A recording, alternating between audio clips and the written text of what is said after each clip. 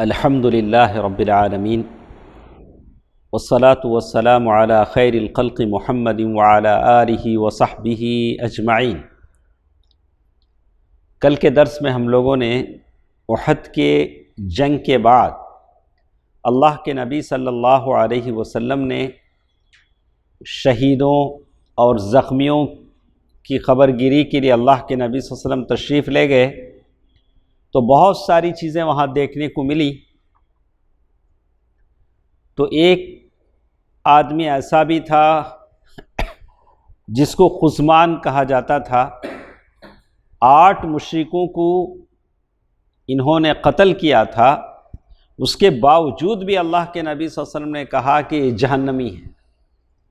تو اللہ کا کرنا ایسا ہی ہوا، زخموں کی تاب نہ لا کر وہ اپنے آپ کو تلوار پر گرا کر ختم کر لیے۔ اسی کے ساتھ ساتھ اس کے برعکس کچھ لوگوں کا ذکر یہاں کیا گیا۔ بنو ثعلبہ قبیلے کا ایک یہودی تھا۔ اس وقت جب سارے لوگوں پر جنگ کے بادل منڈلا رہے تھے، اس نے اپنی قوم سے کہا، اے یہود، اے جماعت یہود، خدا کی قسم تم جانتے ہو کہ محمد کی مدد تم پر فرض ہے۔ کون کس سے بول رہا ہے؟ یہودی یہودیوں سے بول رہا ہے۔ یہودیوں نے کہا کہ آج تو ہفتے کا دن ہے، ہفتے کا دن عبادت کا دن ہے، ہم تو جنگ نہیں کریں گے۔ اس نے کہا تمہارے لیے کوئی دن سبت نہیں ہے، کوئی ہفتہ نہیں ہے۔ پھر اپنی تلوار لیا، ساز و سامان اٹھایا اور بولا کہ اگر میں مارا جاؤں تو میرا سارا مال محمد صلی اللہ علیہ وسلم کو دے دینا، وہ جو چاہے جہاں چاہے خرچ کریں۔ کون بول رہا ہے؟ یہودی۔ اس کے بعد میدان جنگ میں لڑتے لڑتے وہ مارا گیا۔ اللہ کے نبی صلی اللہ علیہ وسلم نے فرمایا کہ مخیریق، اس آدمی کا نام کیا تھا؟ مخیریق بہترین یہودی تھا۔ یہ نہیں کہا کہ وہ مسلمان ہے، لیکن اس کی تعریف میں کہا کہ وہ کیا ہے؟ بہترین آدمی تھا۔ اس موقع پر اللہ کے نبی صلی اللہ علیہ وسلم نے خود شہداء کا معائنہ فرمایا اور فرمایا کہ میں ان شہداء کے بارے میں گواہ رہوں گا۔ پھر اللہ کے نبی صلی اللہ علیہ وسلم نے فضیلت بتلائی۔ حقیقت یہ ہے کہ جو شخص اللہ کے راستے میں زخمی کیا جاتا ہے، اسے اللہ قیامت کے روز اس حالت میں اٹھائے گا کہ اس کے زخم سے خون بہہ رہا ہوگا، رنگ تو خون کا ہوگا لیکن خوشبو مشک کی ہوگی۔ مسک کی ہوگی۔ تو ثنا بھائی زیادہ سمجھتے ہیں مسک کہاں کہاں نکلتا ہے، کیسے کیسے نکلتا ہے۔ ہاں، کبھی ہمارے جانور میں بھی نکلتا نہیں نکلتا ہاں، ایک طرح کا عطر ہے، سنتے ہیں کہ کبھی ہرن وغیرہ میں بھی نکلتا ہے۔ اللہ بہتر جانتا، مجھے نہیں معلوم۔ مسک، مسک، اللہ المسلمان، مشک کہا کہ اس کا اللہ عالم۔ تو کہتے ہیں کہ وہ اس کا رنگ تو خون کا ہوگا لیکن اس کے اندر جو خوشبو آئے گی وہ کیسے آئے گی؟ مشک کی سی آئے گی۔ کچھ صحابہ کرام اب اپنے اپنے شہید جتنے قتل ہوئے ہیں، شہید ہوئے ہیں، ان کے رشتہ دار شہیدوں کو اس جگہ سے اپنے گھر لا رہے ہیں، مدینہ لا رہے ہیں۔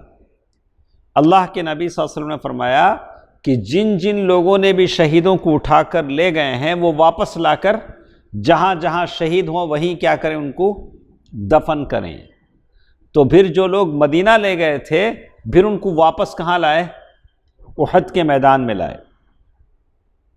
اللہ کے نبی صلی اللہ علیہ وسلم نے یہ بھی کہا کہ شہیدوں کے ہتھیار اور ان کے لباس اتار لیے جائیں، پھر انہیں غسل دیے بغیر، یعنی اوپر جو لباس ہوگا، اندر لباس کے علاوہ اوپر جو لباس ہوگا اتار لیے جائیں اور بغیر غسل دیے اسی حالت میں ان کو دفن کر دیا جائے۔ جو کپڑے تھے، جن کپڑوں میں ان کی شہادت ہوئی تھی، انہی کپڑوں میں ان کو کیا کر دیا گیا؟ دفن کر دیا گیا۔ آپ صلی اللہ علیہ وسلم دو دو تین تین شہیدوں کو ایک ہی قبر میں دفنا رہے تھے، ایک ہی قبر میں دو دو تین تین شہید دفن ہو رہے تھے، اور دو دو آدمیوں کو ایک ہی کپڑے میں اکٹھے لپیٹ دیتے تھے، اور دریافت فرماتے تھے کہ ان میں قرآن کس کو زیادہ یاد ہے؟ جس کو قرآن یاد ہے اسے لحد میں آگے فرماتے، اور فرماتے کہ قیامت کے روز میں ان کے لیے گواہ رہوں گا۔ تو قرآن جس کو یاد ہے پہلے اسے کیا کرتے؟ قبر میں رکھتے۔ سنا قرآن کی کتنی فضیلت ہے۔ قرآن جس کو زیادہ یاد ہے نماز آگے بڑھ کر وہ پڑھائیں گے، قرآن جس کو زیادہ یاد ہے قبر میں انہیں دفنایا جائے گا۔ عبداللہ بن عمرو بن حرام اور عمرو بن جموح ایک ہی قبر میں دفن کیے گئے، کیونکہ ان دونوں میں دوستی تھی، ہمیشہ ایک ساتھ اٹھتے ایک ساتھ بیٹھتے تھے۔ شہادت بھی دونوں کی کیسے ہوئی؟ ایک ہی ساتھ ہوئی۔ اللہ کے نبی صلی اللہ علیہ وسلم نے دونوں کو ایک ہی قبر میں دفنایا۔ سبحان اللہ۔ اور بڑی چیز ہم نے سنا تھا حضرت حنظلہ رضی اللہ تعالی عنہ کے بارے میں۔ اللہ کے نبی صلی اللہ علیہ وسلم جب شہیدوں کی لاشوں کو دیکھ رہے تھے، حنظلہ رضی اللہ تعالی عنہ کی لاش نظر نہیں آ رہی تھی۔ یہ لاش کہاں گئی؟ لاش غائب تھی۔ تلاش کرنے لگے، بہت تلاشنے کے بعد زمین پر ایک جگہ اس حالت میں ملی کہ اس لاش سے پانی ٹپک رہا تھا۔ لاش سے کیا ٹپکتا ہے؟ خون، لیکن اس لاش سے خون کے بعد پانی ٹپک رہا تھا۔ لاش بالکل صاف ستھری تھی۔ رسول اللہ صلی اللہ علیہ وسلم نے صحابہ نے پوچھا، اللہ کے نبی یہ کیا ماجرا ہے؟ تو اللہ کے نبی صلی اللہ علیہ وسلم نے بتلایا کہ فرشتے انہیں غسل دے رہے ہیں۔ کسے؟ حنظلہ رضی اللہ تعالی عنہ۔ پھر فرمایا ان کی بیوی سے پوچھو کیا معاملہ ہے۔ ان کی بیوی سے دریافت کیا گیا تو انہوں نے واقعہ بتلایا۔ واقعی ان کی نئی نئی شادی ہوئی تھی، اور یہیں سے حضرت حنظلہ کا نام غسیل الملائکہ، فرشتوں کے غسل دیے ہوئے پڑ گیا۔ تو یہ وہ زمانہ تھا جن کی تقوی اور طہارت کی وجہ سے کبھی فرشتے ان کو غسل دیتے تھے، کبھی ان کے جنازے فرشتے اٹھاتے تھے۔ جنازہ بہت ہلکا تھا، اٹھایا گیا تو کہا کہ اتنا ہلکا، کہا کہ فرشتے بھی اس میں کیا ہیں؟ شامل ہیں۔ رسول اللہ صلی اللہ علیہ وسلم نے اپنے چچا حضرت حمزہ کا حال دیکھا۔ حضرت حمزہ رضی اللہ تعالی عنہ، ان کا مثلا کیا گیا تھا، ناک کان کاٹے گئے تھے، تو بہت غمگین ہوئے۔ تو اللہ کے نبی صلی اللہ علیہ وسلم کی پھوپھی صفیہ رضی اللہ تعالی عنہ آئیں، اپنے بھائی کو دیکھنا چاہتی تھی۔ ان کے بھائی کون؟ حمزہ رضی اللہ تعالی۔ بہن آ رہی ہے کس کی لاش دیکھنے؟ بھائی۔ رسول اللہ صلی اللہ علیہ وسلم نہیں چاہتے تھے کہ صفیہ اپنے بھائی کی لاش دیکھے۔ اللہ کے نبی صلی اللہ علیہ وسلم نے حضرت زبیر رضی اللہ تعالیٰ عنہ کو اشارہ کیا۔ زبیر ان کے بیٹے تھے۔ کہا کہ وہ عورت کو روکو، امرأہ یعنی ان کو روکو، حالانکہ پھوپھی لگتی ہیں، کہا کہ روکو۔ تو زبیر رضی اللہ تعالیٰ عنہ روکنے کے لیے آگے گئے تو ایسے ڈھکیلے ان کو پیچھے جا کے، حالانکہ وہ بھی کافی طاقتور تھے، پیچھے پیچھے ہو کر چلیں گے، بلا کہ اللہ کے نبی صلی اللہ علیہ وسلم اجازت نہیں دیتے ہیں کہ آپ دیکھیں۔ پہلے تو روکنے کی کوشش کے، رکے نہیں۔ اللہ کے نبی کا جب نام لیا تو فوراً کیا ہو گئے؟ رک گئے۔ تو اس سے پہلے انہیں زبیر سے کہا کہ انہیں واپس لے جائیں، وہ اپنے بھائی کا حال نہ دیکھیں۔ اللہ کے نبی سے فرمایا، مگر صفیہ نے کہا کہ آخر ایسا کیوں؟ مجھے معلوم ہے کہ میرے بھائی کا مثلا کیا گیا ہے، لیکن یہ اللہ کی راہ میں اس لیے جو کچھ ہوا ہے اس پر ہم راضی ہیں۔ اللہ کے راستے میں ہوا ہے، میں راضی ہوں جو کچھ ہوا۔ میں ثواب سمجھتے ہوئے انشاءاللہ ضرور میں صبر کروں گی۔ اس کے بعد وہ آئیں، حمزہ رضی اللہ تعالی عنہ کو دیکھا، ان کے لیے دعا کیا، انا للہ پڑھا اور اللہ سے مغفرت مانگی۔ پھر رسول اللہ صلی اللہ علیہ وسلم نے حکم دیا کہ حمزہ رضی اللہ تعالی عنہ کو عبداللہ بن جحش رضی اللہ تعالی عنہ کے ساتھ دفن کر دیا جائے، اس لیے کہ حضرت حمزہ کے بھانجے بھی تھے اور رضاعی بھائی بھی تھے، دونوں ساتھ ساتھ دودھ پیے تھے، دونوں کو ساتھ ساتھ اللہ کے نبی صلی اللہ علیہ وسلم نے۔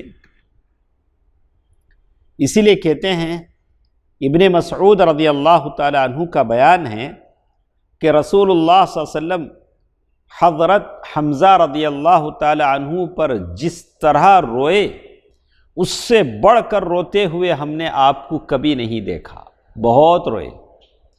آپ نے انہیں قبلے کی طرف رکھا، پھر ان کے جنازے پر کھڑے ہوئے اور اس طرح روئے کہ آواز بلند ہو گئی۔ کس کی؟ اللہ کے نبی صلی اللہ علیہ وسلم کی۔ حقیقت میں شہداء کا منظر بڑا ہی دل پھاڑ دینے والا تھا، دل دوست تھا اور بڑا ہی غم کا ماحول تھا۔ خباب بن ارت کا بیان ہے کہ حضرت حمزہ رضی اللہ تعالیٰ عنہ کے لیے یہ کالی لکیروں والی چادر کے سوا کوئی کفن نہ مل سکا۔ کس کے لیے؟ حمزہ رضی اللہ تعالیٰ عنہ کے لیے۔ یہ چادر سر پر ڈالی جاتی تو پاؤں کھل جاتے، اور پاؤں پر ڈالی جاتی تو سر کھل جاتا۔ بالآخر سر پر وہ چادر ڈال دی گئی اور پاؤں پر اذخر گھاس لا کر ڈال دی گئی۔ اسی کے ساتھ حضرت عبد الرحمن ابن عوف کا بیان ہے کہ مصعب ابن عمیر کی شہادت واقع ہوئی۔ اسی جنگ میں کون انتقال ہوئے؟ مصعب ابن عمیر رضی اللہ عنہ، اور وہ کہتے ہیں وہ مجھ سے بہتر تھے، تو انہی ایک چادر کے اندر کفنایا گیا، ایک چادر کے اندر کیا گیا؟ کفنایا گیا۔ آج ہم کتنی چادریں ڈالتے ہیں؟ 5، عورتوں کو 7 ڈالتے، اللہ نے دیا ہے۔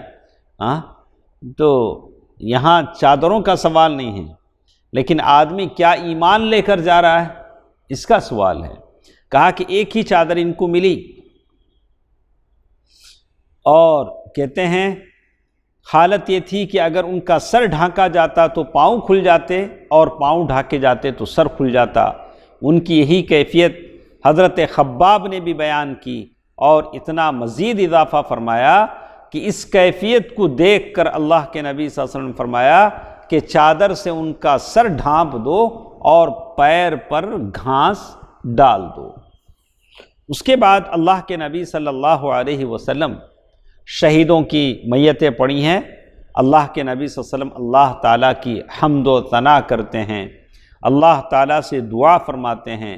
دیکھیے احد کے روز جب مشرکین واپس چلے گئے تو رسول اللہ صلی اللہ علیہ وسلم نے صحابہ کرام سے فرمایا کہ برابر ہو جاؤ، یعنی سب کیا کرو، سکون سے اب اللہ سے دعا کرتے ہیں، ذرا سکون کا ماحول بناؤ، میں ذرا اپنے رب کی حمد و ثنا کروں۔ رب کی کیا کروں؟ کس کی تعریف کر رہے ہیں؟ چچا شہید ہو گئے، اپنے کٹے، اپنے مرے، لیکن اس کو قدر سمجھا، اور تعریف کس کی کر رہے ہیں؟ اللہ کی کر۔ آج بے ایمان بے صبر مسلمان اللہ ذرا سا آزما لیتا ہے مال میں جان میں تو کیا بولتے ہیں؟ اللہ ہمیش ملے کیا؟ موت دینے، ہمیش ملے، کاروبار میں لاس آنے، کوئی اور نہیں تھا کیا؟ اللہ تعالیٰ کو کیا کرتا آدمی؟ الزام دینے لگتا ہے، قدر پر راضی نہیں ہوتا ہے۔ وہی احد کا دامن ہے، اپنے لوگ مارے گئے ہیں، کٹے ہیں، پھٹے ہیں، شہید ہوئے ہیں، اللہ تعالیٰ کی حمد و ثنا بیان کر رہے ہیں اور کہہ رہے ہیں اے اللہ، اے اللہ، سنیے کیسے الفاظ ہیں، تیرے ہی لیے ساری حمد ہے، تیرے ہی لیے ساری حمد ہے۔ اے اللہ، جس چیز کو تو کشادہ کر دے اسے کوئی تنگ نہیں کر سکتا، اور جس چیز کو تو تنگ کر دے اسے کوئی کشادہ نہیں کر سکتا، جس شخص کو تو گمراہ کر دے اسے کوئی ہدایت نہیں دے سکتا، جس شخص کو تو ہدایت دے اسے کوئی گمراہ نہیں کر سکتا، اور جس شخص سے تو روک لے اسے کوئی دے نہیں سکتا، اور جس شخص کو تو دے اسے کوئی روک نہیں سکتا، اور جس چیز کو تو دور کر دے اس چیز کو کوئی قریب نہیں کر سکتا، اور جس چیز کو کوئی قریب کر دے اسے کوئی دور نہیں کر سکتا۔ اے اللہ ہمارے اوپر اپنی رحمتیں، برکتیں، فضل و رزق عطا فرما۔ کون کہہ رہے ہیں؟ اللہ کے نبی صلی اللہ علیہ وسلم۔ اے اللہ میں تجھ سے برقرار رہنے والی نعمت کا سوال کرتا ہوں، ایسی نعمت جو ہماری زندگی میں کیا رہے، برقرار رہے۔ بھئی صحت ہے، ایک نعمت ہے، لیکن اللہ سے دعا کریں کہ اللہ صحت مند رکھے۔ پل بھر میں کیفیت کیا ہو جاتی ہے، بدل جاتی ہے، اچھا خاصا انسان زمین پر ڈھیر ہو جاتا ہے۔ اور کہا اے اللہ میں تجھ سے برقرار رہنے والی نعمت کا سوال کرتا ہوں جو نہ ٹلے اور نہ ختم ہو۔ اے اللہ میں تجھ سے فخر کے دن مدد کا اور خوف کے دن امن کا سوال کرتا ہوں۔ اے اللہ جو کچھ تو نے ہمیں دیا ہے اس کے شر سے، اور جو کچھ نہیں دیا ہے اس کے شر سے تیری پناہ چاہتا ہوں۔ کیا مطلب سنا بھائی؟ اے اللہ جو کچھ تو نے ہمیں دیا ہے اس کے شر سے پناہ چاہتا ہوں۔ اللہ نے پیسہ دیا، پیسہ شر کا سبب بھی بن سکتا ہے، اس پیسے سے ہم لوگ غلط استعمال بھی کر سکتے ہیں۔ اولاد کی نعمت دیا، وہ اولاد کبھی باغی بن کر باپ کا قاتل بھی بن سکتی ہے۔ ایسی کتنی اولاد ہے جائیداد کے لیے جس نے باپ کو قتل کر دیا ہے، نہیں ہارون بھائی؟ جس نے جائیداد کے لیے باپ ہی کی جان لے لی۔ کہا کہ اللہ تعالیٰ کی جو نعمتیں ہیں، المال والبنون زینہ، یہ دنیاوی زینت ہے، تو آدمی اللہ سے دعا کرے کہ اللہ یہ جو نعمتیں ہیں یہ نعمتوں کی برائی سے مجھے بچا، اور جو کچھ نہیں دیا ہے اس کے بھی شر سے تیری پناہ چاہتا ہوں۔ اے اللہ ہمارے نزدیک ایمان کو محبوب کر دے۔ سب سے اچھی چیز ہمارے اندر کیا ہونا؟ ایمان۔ ایمان کو محبوب کر دے اور اسے ہمارے دلوں میں خوشنما بنا دے۔ ہمارے دلوں میں اسے کیا بنا دے؟ خوشنما بنا دے۔ تو ایسا ہوگا کہ ایمان جب خوشنما بن جاتا ہے تو بقیہ ساری چیزیں حقیر نظر آتی ہیں، اور وہ نوبت نہیں آتی جیسے اللہ کے نبی صلی اللہ علیہ وسلم نے فرمایا یبیع دینہ بعرض من الدنیا، آدمی دنیا کے لیے اپنے دین کو کیا کرتا ہے؟ بیچ دیتا ہے، اور کفر، فسق اور نافرمانی کو ناگوار بنا دے، اور ہمیں ہدایت یافتہ لوگوں میں شامل فرما دے۔ اے اللہ وتوفنی مسلما والحقنی بالصالحین۔ یوسف علیہ السلام نے بھی یہی دعا کی، اے اللہ ہمیں مسلمان رکھتے ہوئے وفات دے اور مسلمان ہی رکھتے ہوئے زندہ رکھ۔ کیا بولے؟ ہمیں مسلمان رکھتے ہوئے وفات دے اور مسلمان رکھتے ہوئے زندہ رکھ۔ لیکن جو آدمی جیسے کرتا ہے ویسے ہی مرتا بھی ہے، تو خیر کے ساتھ اپنے آپ کو لگائے رکھیں تاکہ ہماری وفات بھی کس میں آئے؟ ایمان کی حالت میں آئے، کلمے کی حالت میں آئے، ہم کلمہ پڑھ رہے ہوں، اور رسوائی اور فتنے سے دوچار کیے بغیر صالحین میں شامل فرما۔ یا اللہ ہم کو کسی فتنے میں مبتلا نہ کر۔ اے اللہ تو ان کافروں کو مار اور ان پر سختی اور عذاب کر جو تیرے پیغمبروں کو جھٹلاتے اور تیری راہ سے روکتے ہیں۔ یہ اللہ کے نبی صلی اللہ علیہ وسلم کی دعا ہے۔ یا الہ الحق، اے اللہ ان کافروں کو بھی مار جنہیں کتاب دی گئی، یا الہ الحق۔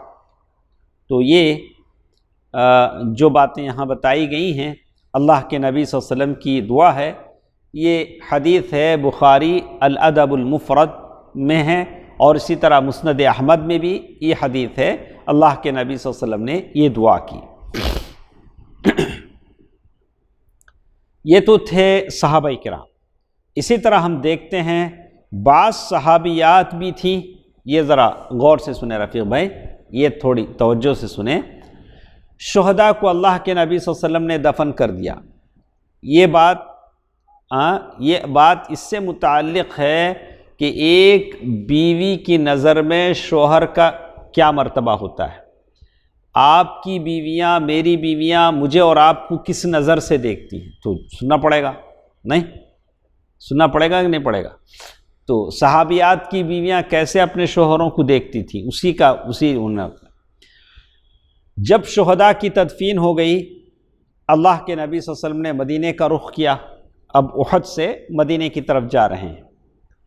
جس طرح دوران کارزار اہل ایمان صحابہ سے محبت، جانثاری کے نادر واقعات کا ظہور ہوا تھا، اسی طرح صحابیات سے بھی صدق و صفا کی عجیب واقعات ظہور پذیر ہوئے۔ صحابہ نے جیسے انجام دیے تھے بڑے بڑے کارنامے، ویسے صحابیات سے بھی۔ اللہ کے نبی صلی اللہ علیہ وسلم راستے میں ہیں، حمنہ بنت جحش، صحابیہ کا نام کیا ہے؟ حمنہ، ہا میم نون تا مدورہ گولتا، حمنہ بنت جحش۔ تا دو قسم کی ہوتی ہے، ایک تا مطولہ، ایک تا مدورہ۔ ایک تا جو لمبی ہوتی ہے مطولہ کہتے ہیں، ایک تا جو گول ہوتی ہے اوپر دو نقطے آتے ہیں، تا مدورہ گول۔ تو حمنہ اس میں تا گول ہے، حمنہ بنت جحش۔ اس جنگ میں کیا ہوا تھا؟ جنگ احد میں حمنہ بنت جحش کے بھائی بھی شہید ہوئے تھے۔ ان کو بتایا گیا حمنہ بنت جحش کو کہ آپ کے بھائی شہید ہو گئے، انہوں نے انا للہ پڑھا، اچھا، اور دعائے مغفرت کی۔ پھر ان کو بتایا گیا کہ تمہارے ماموں حمزہ رضی اللہ تعالی عنہ بھی شہید ہو گئے اسی جنگ میں، انہوں نے انا للہ پڑھا۔ اس کے بعد ان کو بتایا گیا کہ تمہارے شوہر مصعب بن عمیر رضی اللہ تعالیٰ عنہ بھی شہید ہو گئے۔ حمنہ کی کیا لگتے تھے؟ مصعب بن عمیر شوہر، بڑا مرتبہ تھا مصعب بن عمیر کا، مدینے کے پہلے مدرس، پہلے مقری تھے، جنگ کا جھنڈا اٹھائے ہوئے تھے۔ تو کہتے ہیں حمنہ بنت جحش کو پہلے دونوں کے تعلق سے بتلایا گیا تو انہوں نے کیا کہا؟ انا للہ پڑھا، دعائے مغفرت کی۔ جب شوہر کے تعلق سے بتایا گیا تو تڑپ کر چیخ اٹھی اور دھاڑ مار مار کر رونے لگی۔ جب شوہر کے تعلق سے بتلایا گیا، اللہ کے نبی صلی اللہ علیہ وسلم نے فرمایا عورت کا شوہر عورت کی نظر میں، عورت کے پاس یہ خصوصی درجہ رکھتا ہے۔ یہ خصوصی مطلب اسپیشل اسٹیٹس کس کا؟ شوہر کا۔ اسی لیے کہتے ہیں شادی کے بعد شوہر کا درجہ باپ سے بھی کیا ہوتا ہے؟ لڑکی کے باپ سے بھی کیا ہو جاتا ہے؟ بڑھ جاتا ہے۔ اگر کوئی ایسا معاملہ آ جائے کہ لڑکی کو فیصلہ کرنا ہے، باپ نے ایک بات کہی، شوہر نے ایک بات کہی، تو کس کی بات ماننا ہو؟ شوہر ہی کی بات مان۔ باپ کا درجہ وہاں کیا ہو جاتا ہے؟ ختم ہو جاتا ہے شادی کے بعد۔ لیکن شرط ہے کہ شوہر اچھا ہو، قلب سلیم ہو۔ باپ کسی برائی سے منع کرے، شوہر کہے کہ نہیں تمہیں حجاب نہیں کرنا، ہمارے ساتھ یہاں آنا وہاں آنا، باپ بولتا نہیں جانا، تو اب قلب سلیم شوہر کیا ہو؟ ایمان بھرا دل والا ہو، تو تب عورت کیا؟ لا طاعت لمخلوق فی معصیت الخالق۔ اب شوہر یہ نہیں کہہ سکتا کہ نہیں تو میری بیوی ہے میری ہی بات ماننا۔ اب تو دنیا کا قانون الگ ہے، عجیب عجیب چیزیں ہیں، اللہ تعالیٰ بچائے۔ الگ الگ شریعتیں ہیں، ایک ساس کی شریعت ہے اور ایک اللہ کی شریعت ہے۔ ساس اپنی شریعت چلاتی ہے، اللہ اپنی شریعت بولتا ہے۔ تو بہرحال اللہ تعالیٰ بچائے۔ دیکھیے عورت کا شوہر اس کے ہاں ایک خصوصی درجہ رکھتا ہے۔ اس طرح آپ کا گزر ایک عورت تھی بنو دینار. کون سی عورت؟ ایک عورت بنو دینار قبیلے کی ایک عورت تھی، اس کے پاس سے گزر ہوا. اس جنگ میں اس کا شوہر، اس کا بھائی اور والد تینوں شہید ہو گئے تھے. شوہر بھی، والد بھی، ابا بھی. جب ان کو بتایا گیا کہ آپ کے فلاں فلاں لوگ شہید ہو گئے تو انہوں نے سن کر کہا کہ رسول اللہ صلی اللہ علیہ وسلم کا کیا حال ہے؟ کیا پوچھا؟ رسول اللہ صلی اللہ علیہ وسلم کا کیا حال ہے؟ لوگوں نے کہا کہ ام فلان حضور خیریت سے ہیں اور اللہ کی حمد و ثنا ہے، تم چاہتی ویسے ہی ہیں، تم چاہتی ہو جیسے چاہتی ہو ویسے ہیں. خاتون نے کہا کہ مجھے ذرا دکھلا دو، اللہ کے نبی صلی اللہ علیہ وسلم کیسے ہیں مجھے ذرا دکھلا دو، میں بھی آپ کا وجود مبارک دیکھ لوں. لوگوں نے انہی اشارے سے بتلایا. جب ان کی نظر آپ پر پڑی تو بے ساختہ پکار اٹھی، کل مصیبت بعدک جلل، آپ کے بعد ہر مصیبت ہلکی ہے. کیا کہا اس عورت نے؟ آپ کے بعد ہر مصیبت کیا ہے؟ میرے اوپر بڑی مصیبتیں آئی ہیں، بڑی مصیبتیں آئی ہیں، لیکن آپ صلی اللہ علیہ وسلم اگر زندہ ہیں تو مصیبت کی کیا ہے؟ کوئی پرواہ نہیں ہے.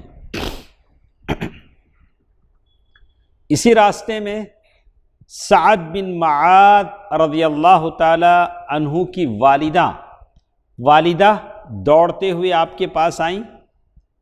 اس وقت حضرت سعد بن معاذ رضی اللہ تعالی عنہ رسول اللہ صلی اللہ علیہ وسلم کے گھوڑے کی لگام تھامے ہوئے تھے. سعد بن معاذ رضی اللہ تعالی عنہ شعیب بھائی کہنے لگے یا رسول اللہ میری امی آ رہی ہیں. اللہ کے رسول ان کے گھوڑے کی لگام سعد بن معاذ پکڑے ہوئے ہیں، ان کی امی آ رہی ہیں. آپ نے فرمایا انہی مرحبا ہو.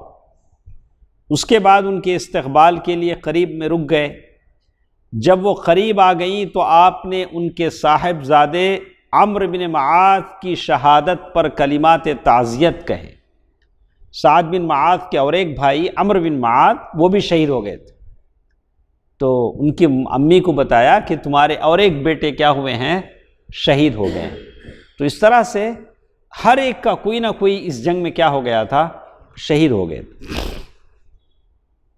انہیں تسلی دی اور صبر کی تلقین فرمائی اور کہنے لگی، نہیں سعد بن معاذ رضی اللہ تعالی عنہ کی امی کہنے لگی جب میں نے آپ کو بسلامت دیکھ لیا تو میرے لیے ہر مصیبت ہلکی ہے.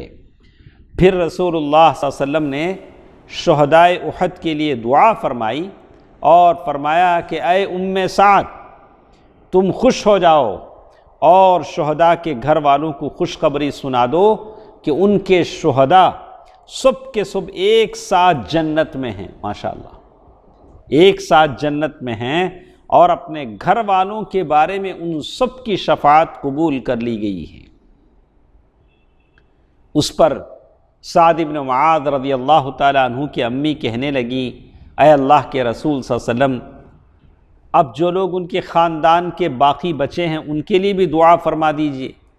آپ نے ان کے لیے بھی دعا فرمایا، کہا اے اللہ ان کے دلوں کا غم دور کر. جانے والے تو چلے جاتے ہیں، جو لوگ زندہ ہیں ان کے لیے اللہ کے نبی صلی اللہ علیہ وسلم نے دعا فرمایا اے اللہ ان کے دلوں کا غم دور کر، ان کی مصیبت کا بدل عطا فرما اور باقی ماندگان کی بہترین دیکھ بھال فرما. کتنی اچھی دعا اللہ کے نبی صلی اللہ علیہ وسلم نے فرمائی.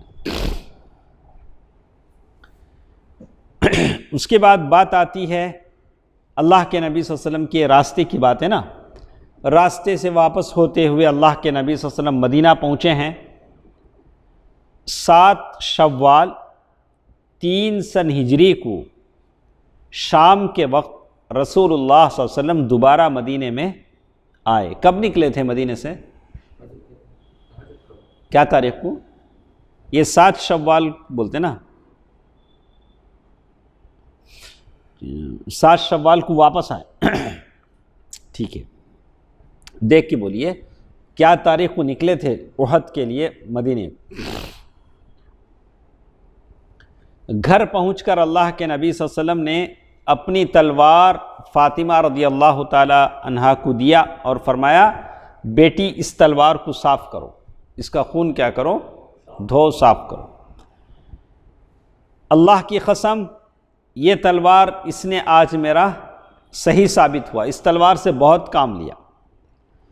اور اس کے بعد حضرت علی رضی اللہ تعالی عنہ نے بھی تلوار لپکائی اور فرمایا کہ اس کا بھی کیا کرو، صاف کرو، خون صاف کرو. واللہ یہ بھی آج بہت صحیح ثابت ہوئی. اس پر رسول اللہ صلی اللہ علیہ وسلم نے فرمایا اگر تم نے بے لاگ جنگ کی ہے تو تمہارے ساتھ سہل ابن حنیف اور ابو دجانہ نے بھی بے لاگ جنگ کی. اللہ کے نبی صلی اللہ علیہ وسلم نے دوسرے صحابہ کی بھی تعریف کی، ابو دجانہ کی تعریف کی، سہل ابن حنیف کی.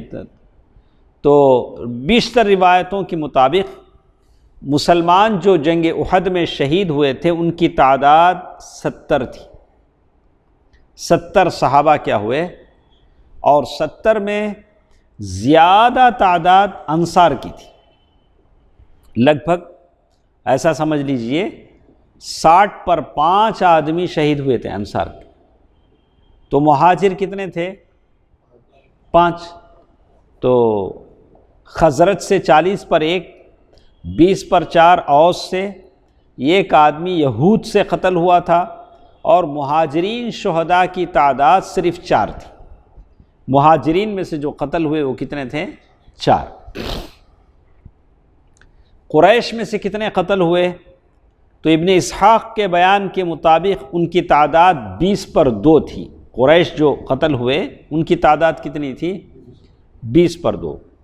لیکن اصحاب مغازی سیر لکھنے والوں نے مختلف تجزیے کے بعد کہا کہ 20 پر 2 نہیں، 30 پر 7 تھی. زیادہ سے زیادہ کتنی تھی، 30 پر 7 تھی، واللہ اعلم. لیکن اب مکے کے یہ مشرک تو چلے گئے، لیکن مسلمانوں کو ایک طرح کا خوف بھی تھا کہ وہ لوگ واپس آ جائیں گے، آدھے راستے سے کیا ہو جائیں گے، واپس آ کر مدینے میں پھر ہنگامہ برپا کریں گے، لڑائی کریں گے، اسلام کو سرے سے جڑ سے کاٹ دینے کی بھی کوشش کریں گے.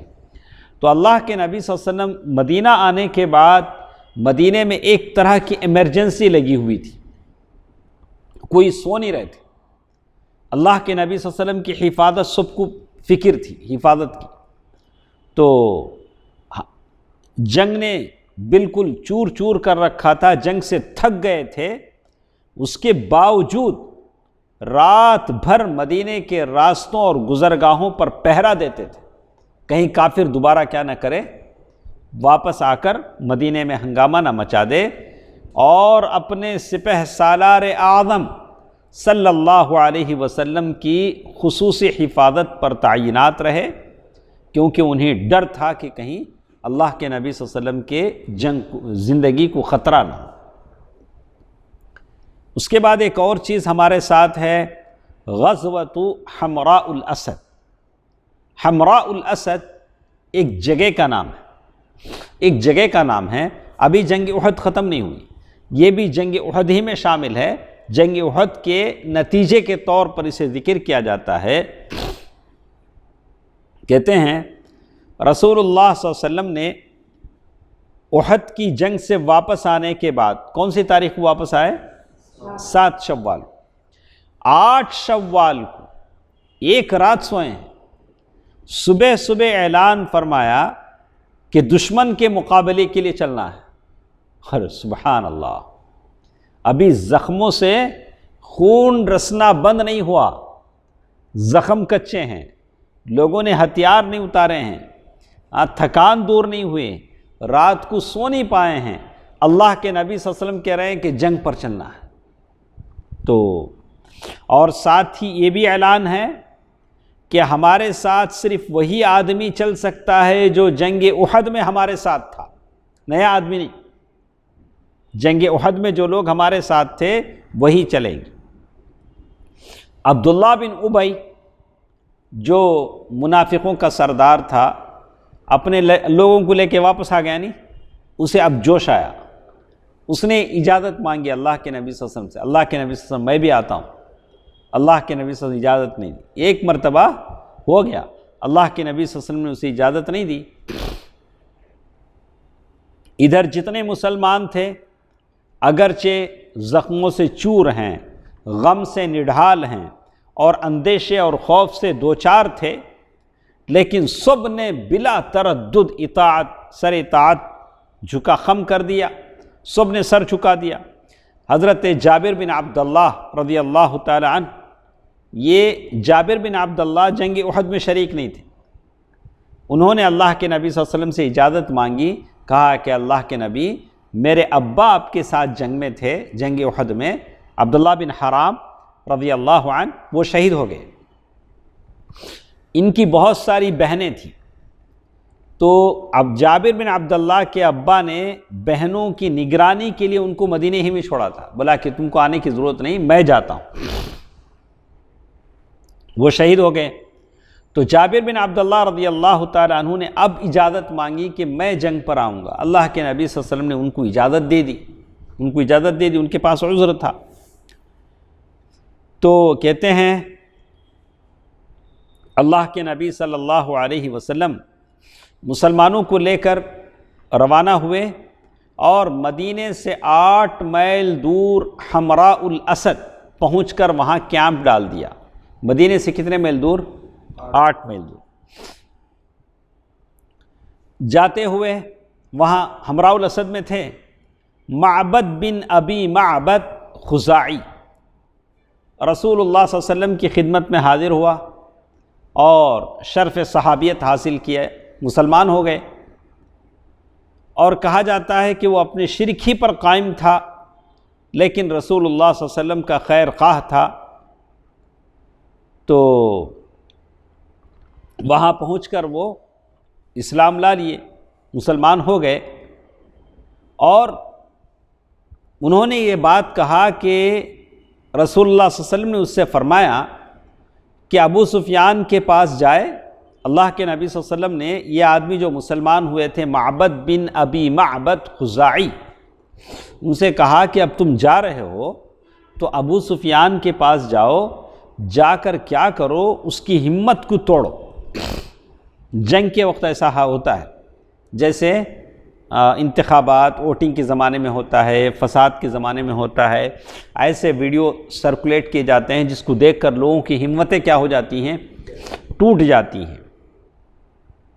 اللہ کے نبی صلی اللہ علیہ وسلم نے ان سے کہا، معبد سے، کون تھے وہ؟ معبد بن ابی معبد، ان سے کہا کہ جاؤ، جا کر ابو سفیان سے ایسے بات کرو کہ اس کی ہمت کیا ہو جانا، ٹوٹ جانا۔ تو کہتے ہیں کہ ادھر رسول اللہ صلی اللہ علیہ وسلم نے جو اندیشہ محسوس کیا تھا مشرکین مدینے کی طرف پلٹنے کی بات سوچیں گے، وہ بالکل برحق تھا۔ اللہ کے نبی صلی اللہ علیہ وسلم نے جو سوچا تھا کہ مشرک دوبارہ مدینے کی طرف آئیں گے، اللہ کے نبی صلی اللہ علیہ وسلم کا اندیشہ بھی کیا ہوا، بالکل صحیح ہوا۔ مشرکین مدینے سے 36 میل دور مقام روحہ میں پہنچ کر جب پڑاؤ ڈالا تو آپس میں ایک دوسرے کو کوسنے لگے، ملامت کرنے لگے، کہنے لگے کہ تم لوگوں نے کچھ نہیں کیا، ان کی شوکت اور قوت توڑ کر انہیں یوں ہی چھوڑ دیا، حالانکہ ابھی ان کے اتنے سر باقی ہیں کہ وہ تمہارے لیے درد سر بن سکتے ہیں، لہذا واپس چلو اور انہیں جڑ سے صاف کرو۔ یہ کس کی پلاننگ تھی؟ مشرکین مکہ کی۔ دوبارہ واپس آؤ، 40 میل دور چلے گئے ہیں مکے کی طرف، لیکن دوبارہ واپس آنے کا پلاننگ منصوبہ ہے تاکہ مدینے کے مسلمانوں کو پوری طرح سے کیا کریں، صاف کر دیں۔ اور اللہ کے نبی صلی اللہ علیہ وسلم ہے مدینے سے نکل کر 6 میل دور حمراء الاسد میں آ کر اللہ کے نبی صلی اللہ علیہ وسلم پڑاؤ کیے ہیں۔ تو آگے کیا ہوتا ہے انشاءاللہ پیر کے دن ہم سنیں گے، بات چونکہ لمبی ہے، انشاءاللہ پیر کے دن ساری بات ہمارے سامنے آئے گی۔ سبحانک اللہم ربنا و بحمدک، اشہد ان لا الہ الا انت استغفرک و اتوب الیک، والسلام علیکم ورحمۃ اللہ۔